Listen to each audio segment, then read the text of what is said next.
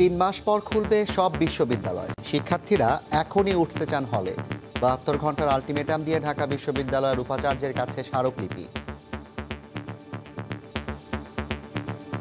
ফেব্রুয়ারির মধ্যে আমাদের হল খোলার যে সিদ্ধান্ত সেটা আমাদের প্রশাসন জানাবে এবং আমরা মার্চের ১ তারিখ থেকে সবাই হলে উঠবো। আমরা কোনোভাবে সেশনটাতে পড়তে যাচ্ছি না। মেসের থেকে আমাদের আসলে শিক্ষা জীবনটা অব্যাহত রাখা আমাদের দ্বারা সম্ভব হচ্ছে না। যে কোনো মহামারীর সময় কোনো সিদ্ধান্ত পিসমিল হয় না। অনেকগুলো সিদ্ধান্ত আছে যেগুলো কেন্দ্রীয়ভাবে হতে হয়। একাডেমিক কাউন্সিলে এই বিষয়গুলো নিয়ে তারপর সিদ্ধান্ত নিতে হবে। সকল বিশ্ববিদ্যালয়ে শ্রেণীকক্ষে পাঠদান ২৪শে মে থেকে শুরু হবে। আবাসিক হলগুলো তার ১ সপ্তাহ আগে অর্থাৎ ১৭ই মে খুলে দেয়া হবে।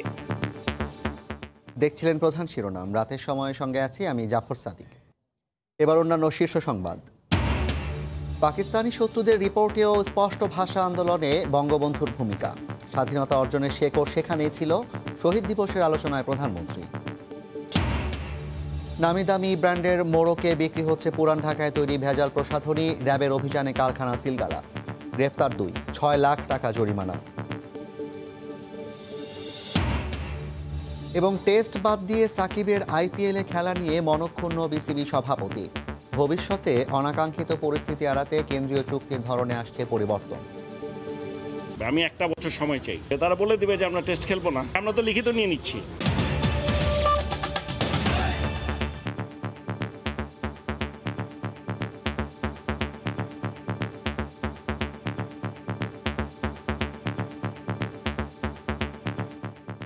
৩ মাস পর খুলবে দেশের সব বিশ্ববিদ্যালয়, কিন্তু বিভিন্ন বিশ্ববিদ্যালয়ের শিক্ষার্থীরা এখনই ক্লাস করা সহ হলে ওঠার দাবিতে দিনভর বিক্ষোভ করেছেন। বিকেলে হল খুলে দিতে ৭২ ঘন্টার আলটিমেটাম দিয়ে ঢাকা বিশ্ববিদ্যালয়ের উপাচার্যের কাছে স্মারকলিপি দিয়েছেন শিক্ষার্থীরা। উপাচার্য জানিয়েছেন, আগামীকাল একাডেমিক কাউন্সিলের বৈঠকে সব বিষয়ে আলোচনা হবে। দীর্ঘদিন ধরে হল বন্ধ থাকায় এবার রাজপথে নেমে এলেন ঢাকা বিশ্ববিদ্যালয়ের শিক্ষার্থীরা। সোমবার বিকেলে রাজু ভাস্কর্যের পাদদেশে মানববন্ধন থেকে হল খোলার বিষয়ে সিদ্ধান্ত নিতে ৭২ ঘন্টার আলটিমেটাম দেওয়া হয়। পরে মিছিল নিয়ে উপাচার্যের কার্যালয়ে গিয়ে স্মারকলিপি জমা দেন শিক্ষার্থীরা। ফেব্রুয়ারির মধ্যে আমাদের হল খোলার যে সিদ্ধান্ত সেটা আমাদের প্রশাসন জানাবে এবং আমরা মার্চের ১ তারিখ থেকে সবাই হলে উঠবো। দ্রুত হলটা খুলে দিক, একাডেমিক কার্যক্রম শুরু করে দিক, আমরা কোনোভাবে সেশনটাতে পড়তে যাচ্ছি না। মেসের থেকে আমাদের আসলে শিক্ষা জীবনটা অব্যাহত রাখা আমাদের দ্বারা সম্ভব হচ্ছে না। হল খুলে দেওয়ার দাবি ও ভর্তি পরীক্ষা সহ নানা বিষয়ে মঙ্গলবার একাডেমিক কাউন্সিলের বৈঠকের পর সিদ্ধান্ত জানানো হবে বলে জানান ঢাকা বিশ্ববিদ্যালয়ের উপাচার্য। যে কোনো মহামারীর সময় কোনো সিদ্ধান্ত পিসমিল হয় না। অনেকগুলো সিদ্ধান্ত আছে যেগুলো কেন্দ্রীয়ভাবে হতে হয়, সমন্বিত হতে হয়, নইলে মহামারীর অনেক সময় ঝুঁকি বাড়ে। তো ফলে এই বিষয়গুলো নিয়ে একাডেমিক কাউন্সিলে নিয়ে আমাদের পরবর্তী পরীক্ষার তারিখসমূহ সেগুলো পুনর্বিবেচনা করা, একাডেমিক কাউন্সিলে এই বিষয়গুলো নিয়ে তারপর সিদ্ধান্ত নিতে হবে। এদিকে হল ছাড়ার নির্দেশনা অমান্য করেই হলে অবস্থান করছেন জাহাঙ্গীরনগর বিশ্ববিদ্যালয়ের শিক্ষার্থীরা। সোমবার সকালে তারা একটি বিক্ষোভ মিছিল নিয়ে পুরো ক্যাম্পাস প্রদক্ষিণ করেন। হলের অবস্থানটা সুদৃঢ় করুক এবং কঠোর করে আমরা হলে থেকে পড়াশোনা করতে চাই এবং শেষ পর্যন্ত এখানেই থাকতে চাই। এই মুহূর্তে আমরা সরকারের সিদ্ধান্তকে অবশ্যই সাধুবাদ জানাই, কিন্তু এই মুহূর্ত থেকেই আসলে আমরা হলে থাকতে চাই, আমরা হলে থাকবো। শিক্ষামন্ত্রীর নির্দেশের পরও যারা আবাসিক হলে রয়েছেন তাদেরকে বিশ্ববিদ্যালয়ের প্রশাসনের পক্ষ থেকে চলে যেতে বলা হলেও শিক্ষার্থীরা তাদের দাবিতে অনড় রয়েছেন। হল খোলা ও শিক্ষা কার্যক্রম চালুর দাবিতে সোমবার কেন্দ্রীয় লাইব্রেরির সামনে সমাবেশ করেন রাজশাহী বিশ্ববিদ্যালয়ের শিক্ষার্থীরা। একই দিন দ্রুত হল খোলার দাবিতে কুষ্টিয়া ইসলামী বিশ্ববিদ্যালয়ে প্রশাসনিক ভবনের সামনে বিক্ষোভ করেন শিক্ষার্থীরা। রোজিনা রোজি, সময় সংবাদ, ঢাকা। এদিকে দুপুরে ভার্চুয়াল সংবাদ সম্মেলনে শিক্ষামন্ত্রী ডাক্তার দীপু মনি জানান, আগামী ২৪শে মে দেশের সব বিশ্ববিদ্যালয়ে ক্লাস শুরু হবে। ১৭ই মে খুলছে হল। এ সময় তিনি আরও জানান, স্কুল কলেজ খোলার বিষয়ে ২৮শে ফেব্রুয়ারির পর সিদ্ধান্ত নেওয়া হবে। করোনা মহামারীর কারণে গত বছরের ১৭ই মার্চ থেকে বন্ধ ঘোষণা করা হয় দেশের সব শিক্ষা প্রতিষ্ঠান। প্রাথমিক থেকে উচ্চশিক্ষা পর্যন্ত প্রতিটি পর্যায়ে চলমান এই ছুটি বাড়তে থাকে মাসের পর মাস। সবশেষ ঘোষণা অনুসারে চলমান ছুটি আগামী ২৮ ফেব্রুয়ারি পর্যন্ত বাড়ানো হয়। সারা দেশে যখন টিকা কার্যক্রম চলছে তখন পবিত্র ঈদ উল ফিতরের পরেই দেশের সব বিশ্ববিদ্যালয় ও হলগুলো খুলে দেওয়ার ঘোষণা দিলেন শিক্ষামন্ত্রী। সকল বিশ্ববিদ্যালয়ে শ্রেণীকক্ষে পাঠদান ২৪শে মে থেকে শুরু হবে। আবাসিক হলগুলো তার ১ সপ্তাহ আগে অর্থাৎ ১৭ই মে খুলে দেয়া হবে। মন্ত্রী জানান, খোলার আগে বিশ্ববিদ্যালয়ের সব শিক্ষার্থী, শিক্ষক ও কর্মচারীদের দেওয়া হবে ভ্যাকসিন। সকল আবাসিক ছাত্রছাত্রী শিক্ষার্থী যারা আছেন, আমাদের সকল বিশ্ববিদ্যালয়ের শিক্ষক, কর্মকর্তা, কর্মচারী, তাদেরকে আমরা টিকা প্রদানের ব্যবস্থা করব। বন্ধ থাকা হলে কেউ অবস্থান করলে তাদেরকে হল ত্যাগেরও নির্দেশ দেন তিনি। কোনো শিক্ষার্থী হলে অবস্থান নিয়ে থাকেন, তাহলে অবিলম্বে তাদেরকে হল ত্যাগ করতে হবে। ভর্তি পরীক্ষার তারিখগুলো আমাদের এই প্রতিষ্ঠান খোলা, হল খোলা, সেগুলোর সঙ্গে একটা সামঞ্জস্য রেখে আমরা করব। বিসিএস পরীক্ষার আবেদন এবং পরীক্ষার তারিখ, সেগুলোকেও আমরা এই বিশ্ববিদ্যালয়ের শ্রেণীকক্ষে পাঠদান শুরু হওয়া এবং আবাসিক হল খুলে দেওয়া, সেই তারিখগুলোর সঙ্গে সামঞ্জস্য রেখেই আমরা সেই তারিখগুলোকে পিছিয়ে দেব। সাংবাদিকদের প্রশ্নের জবাবে ডাক্তার দীপুমণি বলেন, দেশের স্কুল কলেজ সহ অন্যান্য শিক্ষা প্রতিষ্ঠান খোলার বিষয়ে চলমান ছুটি শেষে সিদ্ধান্ত জানানো হবে। প্রসূন আশিস, সময় সংবাদ, ঢাকা।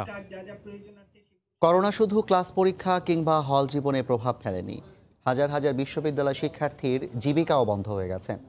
হল জীবনে অনেকেরই টিউশনির টাকায় চলতো পড়ার খরচ, সেটিও বন্ধ দীর্ঘ প্রায় 1 বছর। তাই 17 মের বদলে আরও আগেই হল খুলে দেওয়ার দাবি তাদের। শিক্ষার্থীদের এই দাবির বিষয়ে অনেক শিক্ষকও জানিয়েছেন সহমত। ঢাকা বিশ্ববিদ্যালয়ের আরবি 3য় বর্ষের ছাত্র নাইম বিশ্ববিদ্যালয়ের কবি জসিমউদ্দিন হলের আবাসিক শিক্ষার্থী। তবে করোনা প্রাদুর্ভাবের কারণে হল ছাড়তে হয় গত বছরের 17 মার্চ। এরপর দীর্ঘ সময় কেটেছে গ্রামের বাড়ি বরগুনায়। করোনা শুধু ক্লাস পরীক্ষা কিংবা হল জীবনে প্রভাব ফেলেনি, একই সাথে বন্ধ হয় নাইমের জীবন জীবিকাও। 3টে টিউশনির টাকায় চলতো পড়ার খরচ, সেটিও বন্ধ দীর্ঘ 1 বছর। আমার 3টে টিউশনি ছিল, তো সারা বছরের চলার এটা আমার টিউশন থেকে আসতো। সম্পূর্ণ গোছালো ও পরিকল্পিত একটি জীবন এখন ভাসমান। অবসরপ্রাপ্ত কলেজ শিক্ষক বাবার সামান্য অবসর ভাতায় 5 ভাই বোনের শিক্ষা জীবন আজ হুমকির মুখে। যতদিন পর্যন্ত হল না খুলবে, টোটাল লাইফটা থাইমা আছে। শিক্ষা ব্যবস্থার কোনো ডেস্টিনেশন খুঁজে পাচ্ছি না যে কোথায় যাব, কি করব। একই সংকট অধিকাংশ শিক্ষার্থীর ক্ষেত্রেই। করোনা নওগাঁর রবিউল ইসলামকে শিক্ষার্থীর পরিচয় ছেড়ে বানিয়েছে ক্ষুদ্র ব্যবসায়ী ও গৃহশিক্ষক। বাড়িতে থাকার কারণে আমাকে বাড়ির কাজে সহযোগিতা করতে হয়েছে। আমার বাবার একটা ছোট্ট ব্যবসা আছে, সেই জায়গায় আমাকে যেতে হয়েছে। তাহলে আমার নিজস্ব যে বিকাশ, সেটা অনেকখানি বাধাপ্রাপ্ত হয়েছে। শুধু ঢাকা বিশ্ববিদ্যালয় নয়, দেশের প্রায় সবকটি পাবলিক বিশ্ববিদ্যালয়ের শিক্ষার্থীরাই ভবিষ্যৎ নিয়ে উদ্বিগ্ন। হল ক্লাস খোলার সরকারের এমন সিদ্ধান্ত আরও ভোগাবে বলেই মত তাদের। বিলম্বিত করে শিক্ষা প্রতিষ্ঠান খোলার একটা বিষয়, এটা শুধু আমাদের ঢাকা ইউনিভার্সিটির একা সমস্যা না, এটা বাংলাদেশের প্রত্যেকটা ইউনিভার্সিটির সমস্যা। তা সবাই চাচ্ছে যে এটা খুলুক, খুব তাড়াতাড়ি খুলুক। শিক্ষার্থীদের এই দাবির সঙ্গে দ্বিমত নন শিক্ষকরাও। সবাই আস্তে আস্তে তাদের স্বাভাবিক কার্যক্রমে ফিরে আসার সুযোগ পাচ্ছে, কিন্তু শিক্ষার্থীদের জন্য এটা অনেক বেশি দেরি হয়ে যাচ্ছে। ফলে এই জায়গাটাতে তাদেরকে আবার স্বাভাবিক কার্যক্রমে ফেরত আনতে হবে যত দ্রুত সম্ভব, এবং ক্যাম্পাস জীবনে তাদেরকে স্বাভাবিক কার্যক্রমের সাথে দ্রুত যুক্ত করতে হবে। সরকারের পরিকল্পনা অনুযায়ী আগামী 24শে মে দেশের সকল পাবলিক বিশ্ববিদ্যালয় ও 27শে মে হল খুলে দেওয়ার সিদ্ধান্ত নেওয়া হয়েছে। রাশেদ বাপ্পি, সময় সংবাদ, ঢাকা। জাতির পিতার বিরুদ্ধে পাকিস্তানি শাসক ও গোয়েন্দাদের তৈরি করা রিপোর্ট বিশ্লেষণ করলেই ভাষা আন্দোলন থেকে মুক্তিযুদ্ধ পর্যন্ত শেখ মুজিবুর রহমানের অবদান স্পষ্ট হয় বলে জানিয়েছেন প্রধানমন্ত্রী শেখ হাসিনা। সোমবার বিকেলে শহীদ দিবস উপলক্ষে আওয়ামী লীগ আয়োজিত আলোচনায় গণভবন থেকে ভিডিও কনফারেন্সে যোগ দিয়ে কথা বলেন তিনি। এ সময় করোনার ভ্যাকসিন প্রসঙ্গে তিনি জানান, এর কার্যকারিতা নিয়ে এখনও গবেষণা চলছে, তাই টিকা নেয়ার পরও সবাইকে স্বাস্থ্যবিধি মেনে চলার কোনো বিকল্প নেই। ভাষা আন্দোলন শুধু ভাষা আন্দোলন না, এই ভাষা আন্দোলন আমাদের সার্বিক বাঙালি জাতি হিসেবে অর্জনের আন্দোলন। বঙ্গবন্ধু শেখ মুজিবের বিরুদ্ধে পাকিস্তানি শাসকদের গোয়েন্দা সংস্থা ইন্টেলিজেন্স ব্রাঞ্চ যে রিপোর্ট দিয়েছিল, যেগুলো আমি ইতিমধ্যে প্রকাশ করেছি, সেখানে কিন্তু এই ভাষা আন্দোলনে তিনি কি করেছিলেন, কবে কি লিফলেট তৈরি করে বিলি করেছিলেন, কবে কোন বক্তৃতায় ভাষার কথা বলেছিলেন, এই রিপোর্ট ছিল তার বিপক্ষে।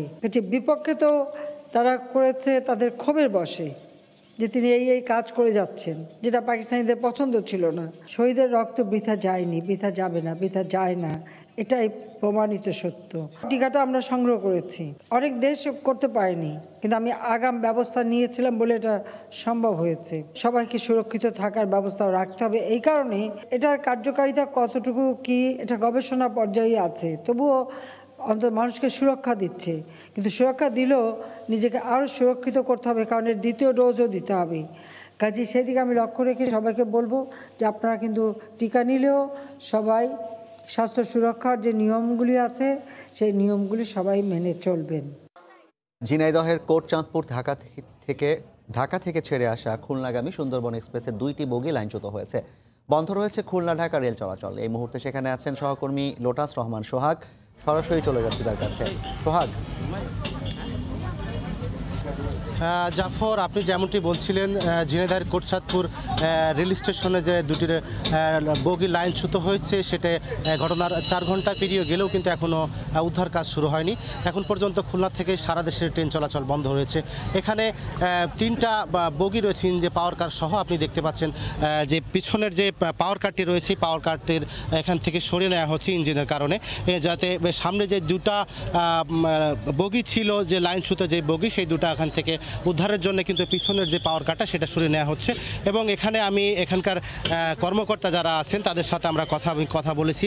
তারা জানিয়েছেন যে কোটচাঁদপুরের এই স্টেশনে যে দুর্ঘটনা ঘটার পর থেকে তারা কিন্তু ঈশ্বরদী থেকে রিলিফ ট্রেন বলা হয়েছে, রিলিফ ট্রেন আসছে এবং এখন থেকে আধা ঘন্টা কিংবা 45 মিনিটের মধ্যে কিন্তু রিলিফ ট্রেন এখানে আসবে এবং এখানে এসে উদ্ধার কাজ শুরু করবে। এবং তারা এমনটি জানিয়েছেন উদ্ধার কাজ শুরু করলে হয়তো বা 1 ঘন্টার মধ্যে তারা ট্রেনটি লাইনটা ঠিক করবেন এবং তার থেকে সব মিলিয়ে 2.5 ঘন্টার মধ্যে কিন্তু তারা ট্রেন চলাচল স্বাভাবিক করতে পারবেন বলে কিন্তু তারা আমাদেরকে জানিয়েছেন। আসলে আপনাকে জানিয়ে রাখি যে এখানে দুর্ঘটনার কারণ হিসাবে কিন্তু অনেকে বলছেন যে এখানে যে পয়েন্ট আছে, এখানে সিগন্যাল পয়েন্ট, সেই সিগন্যাল পয়েন্টের লক ভেঙে যাওয়ার কারণে কিন্তু এই 2টি লাইনে, 1 নম্বর লাইন থেকে 2 নম্বর লাইনে কিন্তু এটা যেতে পারেনি, যে কারণে আসলে ট্রেনের এই চাকা লাইনচ্যুত হয়েছে। এবং যেহেতু লাইনচ্যুত হয়েছে, এখানে এতে কোনো হতাহতের ঘটনা ঘটেনি, যেহেতু যাত্রীবাহী ট্রেন ছিল এবং ট্রেনের গতি কম থাকার কারণেই কিন্তু দুর্ঘটনাটা ঘটেনি। তো আশা করছে যে 2.5 থেকে 3 ঘন্টার মধ্যে এই ট্রেন চলাচল স্বাভাবিক হবে বলে আসলে কর্মকর্তারা আশা করছেন এবং সেভাবে কাজ করবেন। তো জাফর, এই ছিল ঝিনাইদহের কোটচাঁদপুর রেল স্টেশন থেকে ট্রেন দুর্ঘটনার সর্বশেষ। ঝিনাইদহের কোটচাঁদপুর থেকে যুক্ত হয়েছিলেন সহকর্মী লোটাস রহমান সোহাগ, জানাচ্ছিলেন সেখানে 2টি বগি লাইনচ্যুত হওয়া ট্রেনের উদ্ধার তৎপরতার খবর। রাতের সময় আরও থাকছে। চট্টগ্রামে আবুধাবি থেকে আসা ফ্লাইটে ফের মিলল 150 স্বর্ণের বার, লুকানো ছিল কুনিং প্যানেলে। সন্দেহের তীর বিমান সংশ্লিষ্টদের দিকে।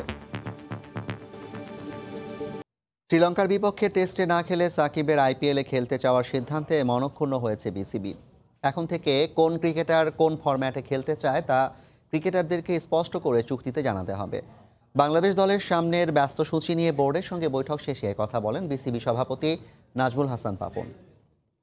ওরা সবাই যদি লেখে দেয় আমরা কেউ ন্যাশনাল টিমের জন্য খেলতে চাই না, আমি এখনই রাজি। বিসিবি সভাপতির কণ্ঠে পরিষ্কার ক্ষোভ, কারণটা সবার জানা।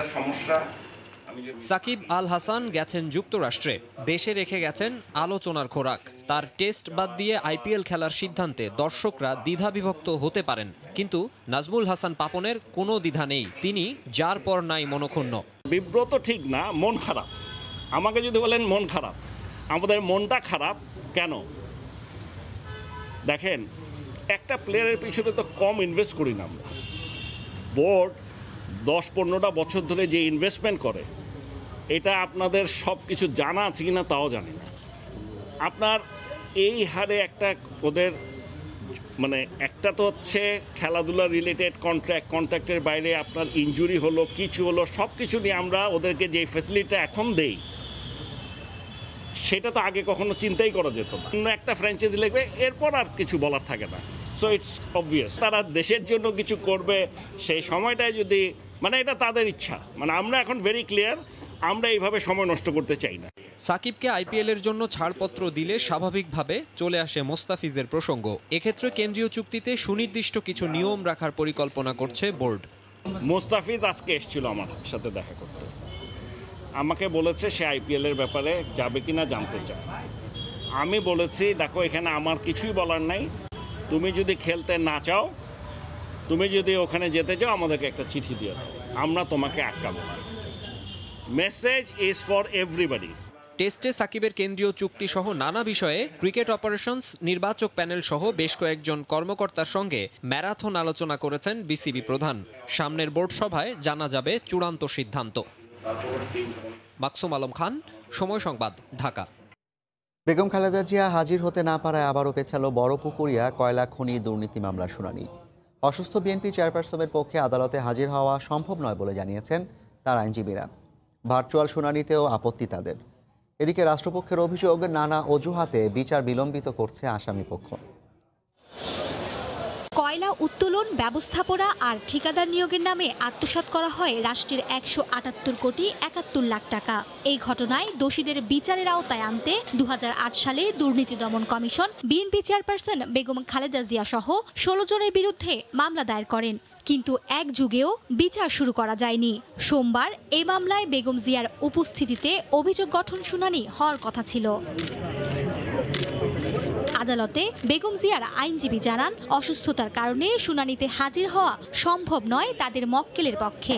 এ সময়ে দুদক ও রাষ্ট্রপক্ষের আইনজীবী ভার্চুয়াল শুনানির কথা বললে তারও বিরোধিতা করেন বেগম জিয়ার আইনজীবী। ম্যাডাম খালেদা জিয়া অসুস্থতা দিনে দিনে বেড়ে যাচ্ছে। করোনাকালীন সময়ে আদালতে উপস্থিত হওয়া তার জীবনের জন্য ঝুঁকিপূর্ণ। সঙ্গত কারণে ম্যাডাম আদালতে হাজির হতে পারেননি। দুপক্ষের শুনানি শেষে আদালত ২২ মার্চ এই মামলার পরবর্তী শুনানির দিন ধার্য করেন।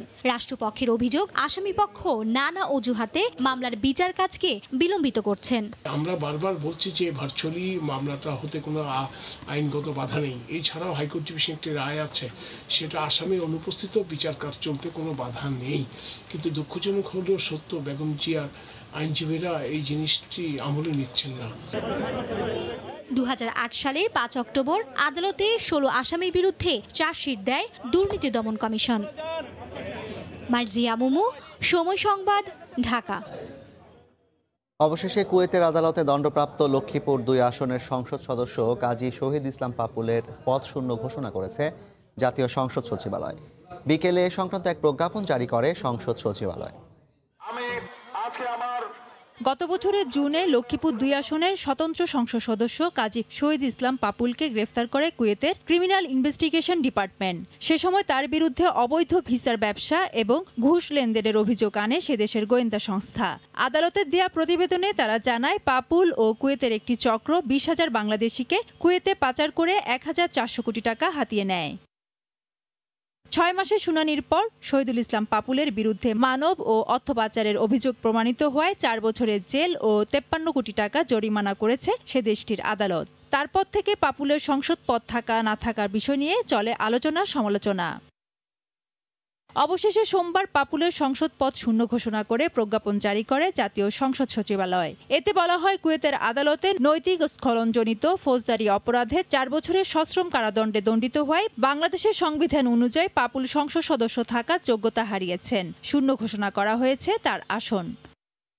সংবিধান অনুযায়ী যথাযথ সিদ্ধান্ত নিয়েছে সংসদ, এমনটাই মনে করেন আইনজ্ঞরা। সংবিধানে একজন সংসদ সদস্যপদ তার সদস্যপদ হারায় যখন সে ২ বছর অথবা ২ বছরের বেশি নৈতিক খলনের দায়ে যদি সাজাপ্রাপ্ত হয়, দণ্ডিত হয়। দেশীয় পাপুল ও তার স্ত্রী সংরক্ষিত আসনের এমপি সেলিনা ইসলামের দুর্নীতি তদন্ত করছে দুদক ও সিআইডি। ফেরদৌস লিপি, সময় সংবাদ, ঢাকা। নামিদামি ব্র্যান্ডের মোড়কে সারা দেশে বিক্রি হচ্ছে পুরান ঢাকার চকবাজারে তৈরি ভেজাল প্রসাধনী। এ ধরনের এক কারখানায় অভিযান চালিয়ে ২ জনকে গ্রেফতার ও ৬ লাখ টাকা জরিমানা করেছে র্যাব। একই সঙ্গে কারখানাটি সিলগালা করে দিয়েছেন ভ্রাম্যমাণ আদালত। আতিকুর রহমান তমালের রিপোর্ট।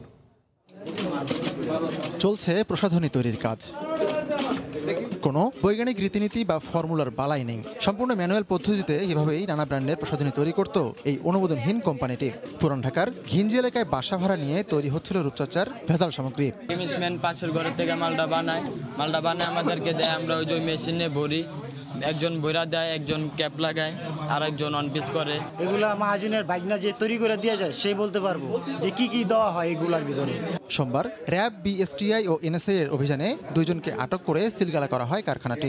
বিভিন্ন ধারায় সর্বমোট ৬ লক্ষ টাকা অর্থদণ্ড আরোপ করা হয়েছে মোবাইল কোর্টের মাধ্যমে, এবং অর্থদণ্ড অনাদায়ে প্রত্যেককে ২ মাসের বিনাশ্রম কারাদণ্ড প্রদান করা হচ্ছে। ক্ষতিকারক কেমিক্যাল ব্যবহার করে তৈরি করা এসব সামগ্রী চকবাজার হয়ে ছড়িয়ে পড়ত সারা দেশে। বিএসটিআই বলছে এসব ব্যবহার করলে শুরুর দিকে রং ফর্সা হবে ঠিকই, টেকনোলজি, কিন্তু মারাত্মক ক্ষতি হবে ত্বকের। দীর্ঘদিন ব্যবহার করলে হতে পারে ক্যান্সারও। হয়তো আপনি ইনিশিয়ালি খুব দ্রুত ফর্সা হয়ে যাবে, কিন্তু দীর্ঘমেয়াদী যদি ইউজ করে এটা দেখা গেল যে কালো কালো কালো করে স্পট পরে। মার্কারিটা দীর্ঘমেয়াদী ইউজ করার কারণে আপনার শরীরে যে অর্গানগুলো আছে এটার উপর এটা খুব ক্ষতিকর প্রভাব পড়ে। স্কিন ডিজিজ থেকে শুরু করে স্কিন ক্যান্সার পর্যন্ত হতে পারে। অভিযান শেষে প্রায় 1.5 কোটি টাকার মালামাল জব্দ করে র্যাব। তবে কারখানাটির মালিক পলাতক রয়েছেন। আতিকুর রহমান তমাল, সময় সংবাদ, ঢাকা। চট্টগ্রাম শাহ আমানত বিমানবন্দরে আবুধাবি থেকে আসা ফ্লাইট থেকে জব্দ করা হলো 10 কোটি টাকা মূল্যের 150 স্বর্ণের বার। বিমানের কুলিং প্যানেলে স্বর্ণের বারগুলো লুকানো ছিল। সাখাওয়াত ত্রিপুর ক্যামেরায় বিস্তারিত জানাচ্ছেন কমল দে। সোমবার সকাল 10:15টায় আবুধাবি থেকে আসা বাংলাদেশ বিমানের ফ্লাইট BG 128-এ একযোগে তল্লাশি চালায় কাস্টমস কর্তৃপক্ষ, NSI এবং শুল্ক গোয়েন্দারা। এই সময় দুটি সিটের পাশে কুলিং প্যানেলের ভেতরে পাওয়া যায় কালো ট্যাপ মোড়ানো স্বর্ণের বার।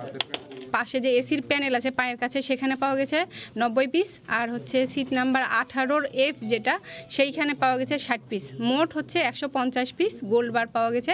17.5 কেজি ওজনের এই স্বর্ণের বারের দাম 10 কোটি টাকা। এই চালানের সঙ্গে কাউকে আটক করা যায়নি। আবুধাবি থেকে ওখান থেকে আসে, তখন আমরা ধারণা করছি যে এখানেই কোনো একটা স্বার্থান্বেষী কোনো একটা গোষ্ঠী, তারা কোনো বিমানের সংস্থার সাথে লোক জড়িত থাকতে পারে। চট্টগ্রামের যাত্রীদের নামিয়ে দিয়ে বিমানটির ঢাকা যাওয়ার কথা ছিল, তাই ধারণা করা হচ্ছে বিমান সংশ্লিষ্টরাই বারগুলো ঢাকায় আনলোড করত। পূর্ব পরিকল্পিতভাবে প্লেনের এসি প্যানেলের মধ্যে রাখা হয়েছে। আর এই প্লেনটা যেহেতু চিটং থেকে ঢাকায় যাওয়ার কথা ছিল, হয়তো যাত্রীরা নেমে যাওয়ার পরে সেখানে এটা আনলোড করার একটা প্ল্যান থাকতে পারে। এর আগে অক্টোবর মাসে দুটি চালানে 242 পিস স্বর্ণের বার জব্দ করা হয়েছিল। কমল দে, সময় সংবাদ, চট্টগ্রাম।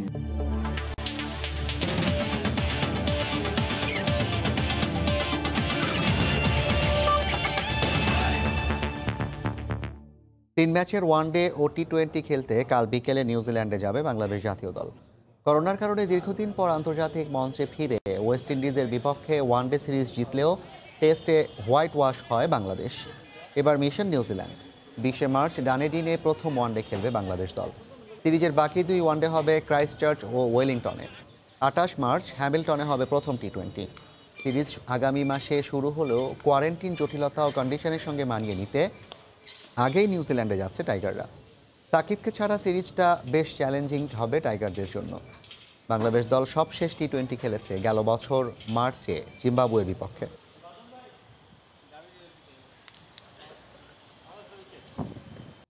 এ পর্যায়ের শীর্ষ সংবাদ জানিয়ে দিচ্ছি আরেকবার। 3 মাস পর খুলবে সব বিশ্ববিদ্যালয়। শিক্ষার্থীরা এখনই উঠতে চান হলে।